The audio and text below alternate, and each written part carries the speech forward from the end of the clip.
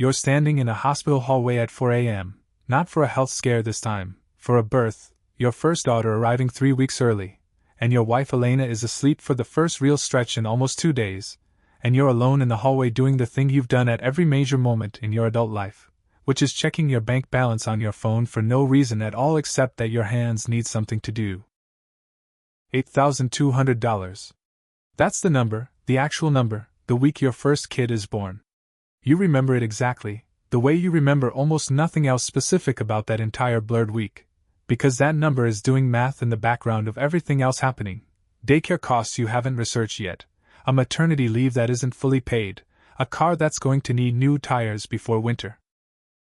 19 years later, you're in a different hallway, a different hospital, waiting on a hip replacement for your father this time, and you check the same app out of the same old habit, and the number that comes back means, functionally, nothing at all. Not because you don't care. Because there is no version of this week, or any week after it, that number can't absorb without you noticing. $31 million, 400,000, give or take. And the strange, specific truth you've learned across the distance between those two hallways is that your life didn't change once, at some single triumphant moment. It changed 6 times, at 6 specific lines, each one rearranging something different about how you move through the world, long before the number itself ever finished growing. Nobody tells you the milestones aren't about the money. They're about which specific fear finally goes quiet at each one at a time, in an order nobody gets to choose. Milestone 1, $10,000. The line where panic becomes inconvenience.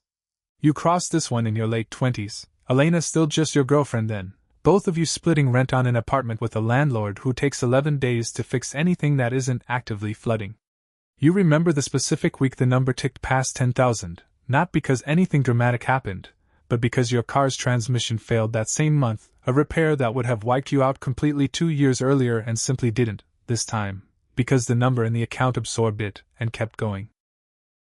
This is the milestone almost nobody celebrates and almost everybody underrates, because the life on the other side of it looks, from the outside, identical to the life before it.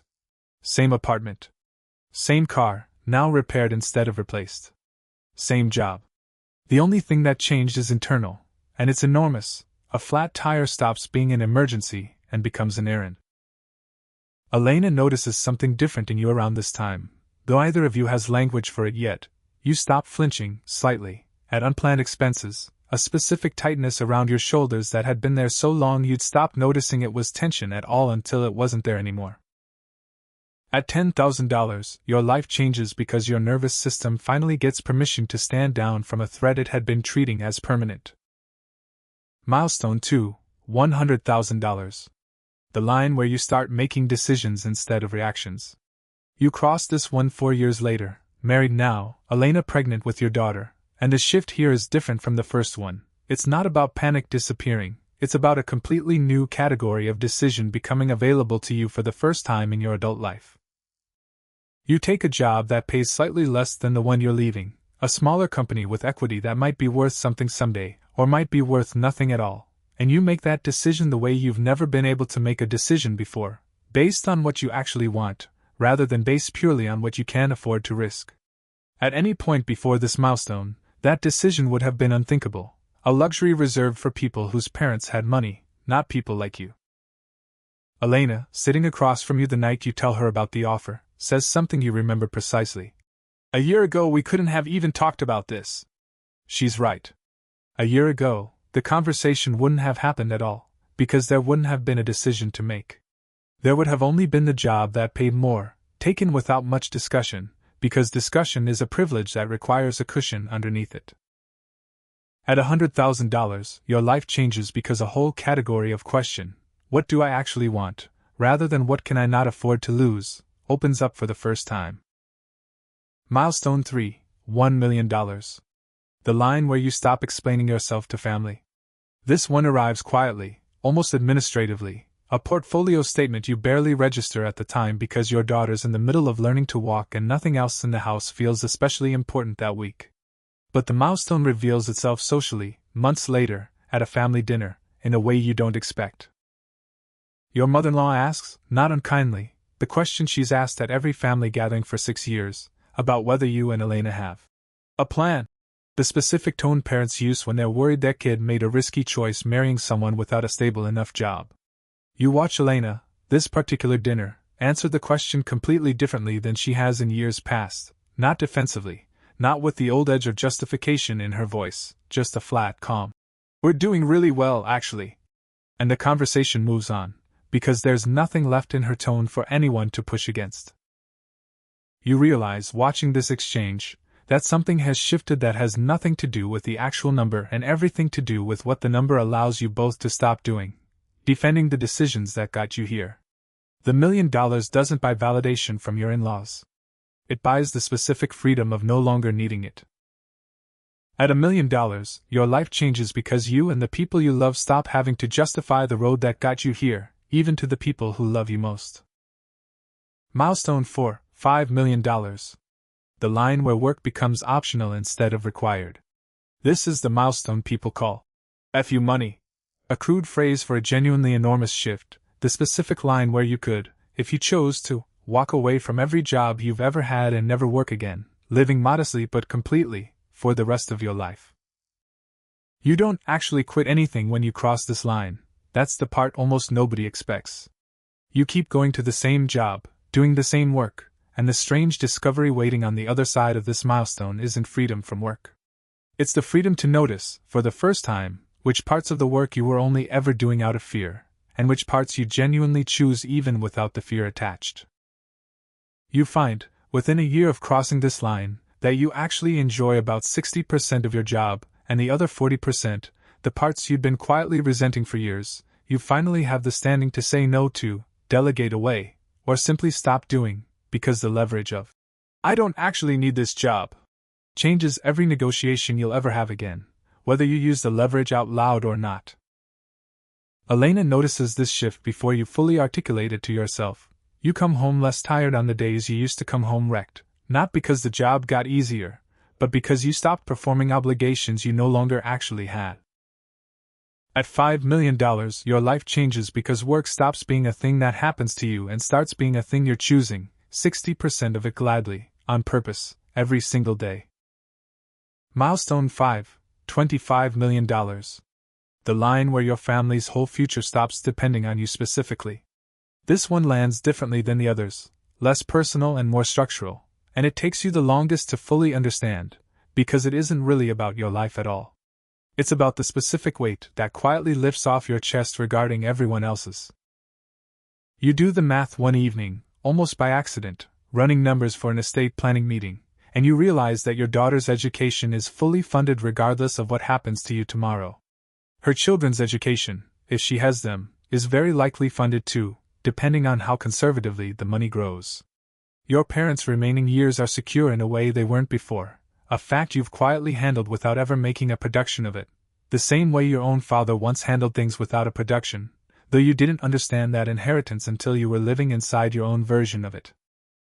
You mentioned this to Elena late one night, the specific, strange weight of realizing your family's future no longer runs entirely through your own continued good health and good decisions, and she's quiet for a moment before saying the thing that stays with you. That's the first time in 19 years I've heard you talk about dying and not sound scared about it. She's right. You hadn't noticed the fear was gone until she named its absence. At $25 million, your life changes because your death, should it come early, stops being a financial catastrophe for the people you love, and some part of you that had been quietly braced for that catastrophe your entire adult life finally, fully exhales.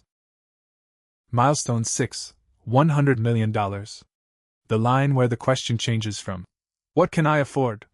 To, what do I actually want my life to mean?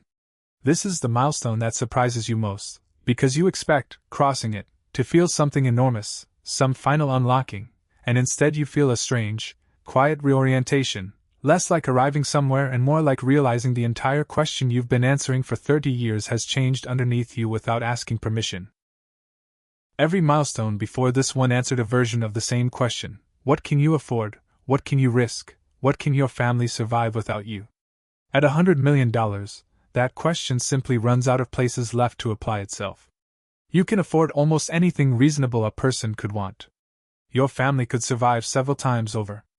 The fear-based version of every decision you've made since that hallway at 4 a.m. 19 years ago has nothing left to attach itself to. What replaces it isn't relief, exactly. It's a harder, more interesting question, one you weren't fully prepared for, not what can I afford, but what is all of this actually for? You find yourself, in the months after crossing this line, thinking less about your accounts and more about a foundation you've been slow walking for years, about the specific kind of scholarship you'd have wanted at 19, about whether the point of all this was ever the number itself or always, quietly, the 6 specific freedoms it bought you along the way, one milestone at a time. Each one changing a different fear into a different kind of quiet. At $100 million, your life changes because the money finally stops being the answer to any question at all, and starts being, instead, the tool you use to go find out what the actual question was. You're back in a hospital hallway, years after that first 4 a.m. moment with your newborn daughter, this one for your father's hip replacement, routine, uneventful, the kind of hallway wait that used to carry a very different weight before any of these 6 lines were crossed. Elena's beside you this time, not asleep down the hall like she was 19 years ago, and your daughter, nearly grown now, texts from college to ask how Grandpa's doing, and you type back that he's fine, everything's fine, because it is, in every way that number in your account can make true and several ways it can't. You think, standing there, about the version of yourself in that first hallway, checking a balance of $8,200 with shaking hands, doing math in his head about daycare and tires and a landlord who takes 11 days to fix a leak, and you understand, finally, all the way through, that he wasn't wrong to be scared. He just didn't know yet that the fear would leave in stages, one milestone at a time, never all at once, each one quietly trading a specific worry for a specific kind of peace, until one day, decades later, you'd be standing in an almost identical hallway, and the only thing left to check on your phone would be a text from your kid, asking about someone you love, and nothing at all about the number.